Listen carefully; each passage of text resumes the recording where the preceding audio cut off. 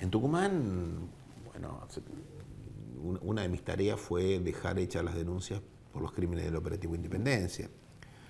¿Qué año se hizo? Año 2004. 2004. Juicio complejo, muy complejo. La represión en Tucumán tuvo características particulares también, pero no más complejo que otros enclaves de la represión muy importantes, como ha sido la Capital Federal o La Plata. Otro momento, digamos, ahí fue el momento, digamos, más álgido, fue en el año 75, La Plata fue en el año 77, pero nosotros tardamos, desde que yo hice la denuncia hasta ahora, este año que está llevándose adelante el juicio por el Operativo de Independencia, más de una década. Esto muestra que, bueno, se puede llevar a juicio el Operativo de Independencia, pero midámoslo en tiempos biológicos y midámoslo en tiempos políticos de la sociedad. Digamos, ¿qué ha pasado con los familiares? ¿Qué ha pasado con la...? Y ni siquiera el paso del tiempo produce solo consecuencias negativas. Digo, se han identificado lugares de inhumación clandestina, se han recuperado cuerpos. Hoy estamos llevando adelante el juicio por los crímenes del Operativo de Independencia y el Estado le habilita el desfile a los, en teoría, veteranos del Operativo de Independencia, que son un agrupamiento que ya viene activando en el norte desde hace muchísimo tiempo, pero que no tenía ningún espacio de expresión oficial hasta que ciertas condiciones políticas cambiaron. El tiempo es biológico, una década en la vida de cualquiera de nosotros es mucho tiempo.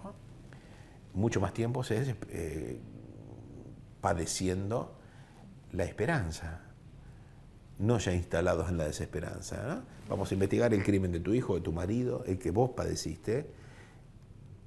Y bueno, ¿cuándo sucederá eso? 12 años después. Esto es el sistema judicial como productor de padecimientos, ¿no? De sufrimientos. Una de las tantas expresiones donde el Estado puede ser un remedio peor que la enfermedad, ¿no? Bueno, cuando yo llegué, las causas estaban literalmente tiradas en un armario bajo, digamos, en uno de los laterales de la oficina del fiscal. Edificio de los tribunales federales, todos más o menos calcados o parecidos en todo el país.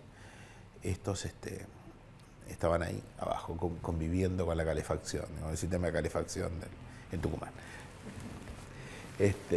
Tenían más o menos la misma vida que tiene la calefacción en Tucumán, esos expedientes, poca.